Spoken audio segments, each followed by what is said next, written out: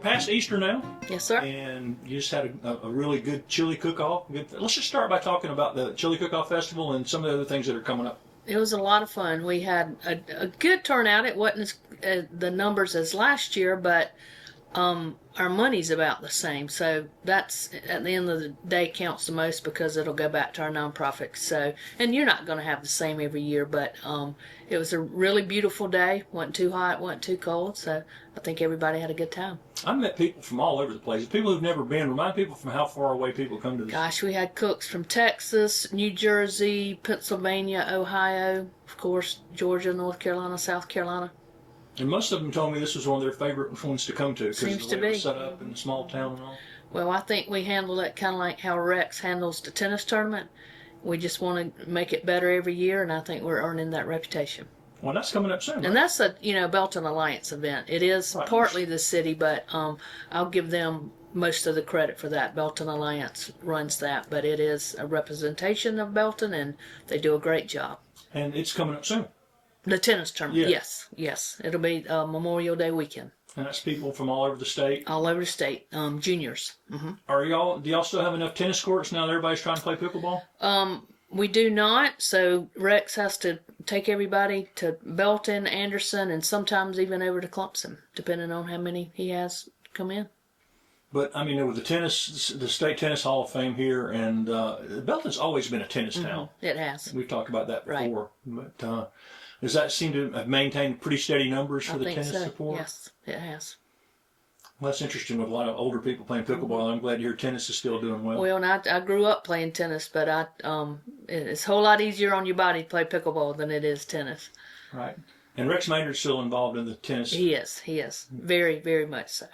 And what else is coming up here in the spring going into summer in Belton? Well, we'll start now our Standpipe Sounds. We had one the Friday night before the chili cook-off. Our next one will be May the 6th, and then we'll have another one in June. May the 6th will be Ryan Pitts and the Southern Gentlemen. I think they're out of Greenwood. They're really good. And then in June we'll have Fish Out of Water. And y'all had pretty good numbers last year for that. Yes, it's a fun night. It's What always a night is Tuesday. it? It's a Tuesday night, but even to be a Tuesday, we have a good crowd and always have a food truck close by, and it's a fun night. How about growth in Belton? Have you seen any new businesses since first of the year? Or We've had a few.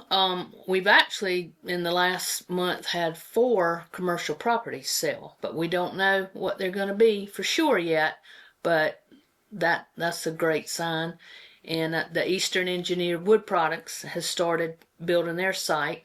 Hopefully they'll be running in 2026, and that'll be a big boost to the town. And there's some more room out there around that railroad track for more development, right? There is. So it's a lot of good things. One of our industries that closed down, Sapa, Wells Aluminum, we don't own that building, of course, but we do, we are in the know that a lot of people have been looking at it and trying to make a deal. So I won't be surprised if that building doesn't get sold soon and an operation running out of it, which will be, really, really good as well. And what would you like to see here? What would you like to try to bring here that you don't have yet? Oh, goodness. Well, we thought we were going to get a Tractor Supply, and that fell through. The property owner and Tractor Supply could not make an agreement on the money, and that's their business. But something like that I think would be really neat. That type of retail, which we have a very nice hardware store. I think restaurants are always a good thing to have. That brings people to town.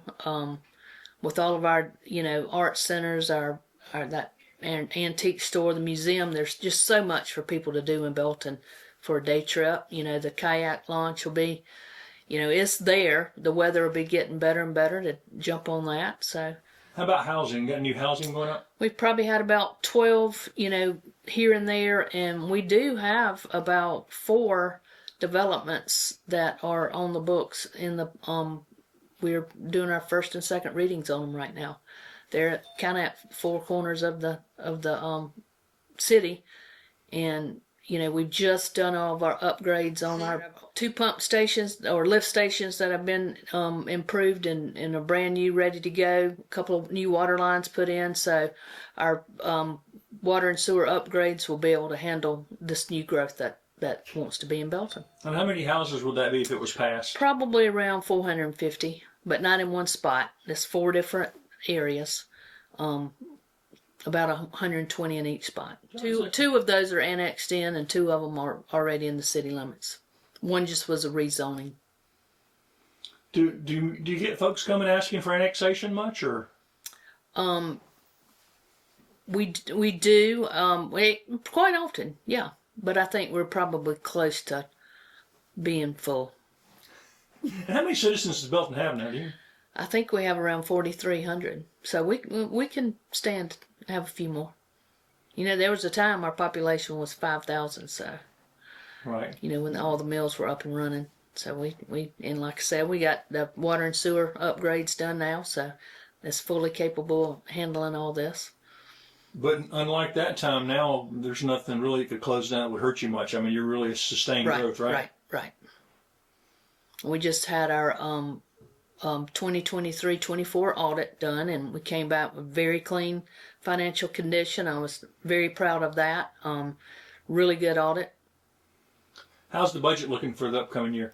We have just started that. I mean, literally in the last couple of weeks, given our department heads, you know, their little template to go, and so we'll start that probably in about a month. It'll be really, you know, getting down to the nitty gritty of it.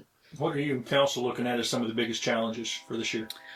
I mean, you always want to be able to do more, pay more, and all that. But you know, last year we were able to meet a goal of getting our fund balance to a certain level, and we got it there, and which made us really, really strong. And all, you know, like in borrowing, if a disaster happens, we can financially handle that. So now we can concentrate on hopefully getting our employees more money, and getting our departments, you know, things they need. Or you think you're pretty well full? I mean, y'all pretty well staffed everywhere? No, our street department is not fully staffed, so we are about to enter in with a contract to contract out our leaf and limbs. We were down to 1 employee, put it out for applications, maybe had 2 or 3 apply, and they never showed up for an interview. And we got to get the leaf and limbs off the street, but if you don't have anybody that can drive your truck or your loader, you can't pick them up. So we went this route, and our trash service is done, you know, the garbage is done that way, and it works really well. So I'm optimistic that this is going to be a game changer for us too. And speaking of streets and roads, any news on roads in this area? You got any projects y'all got planned to work on?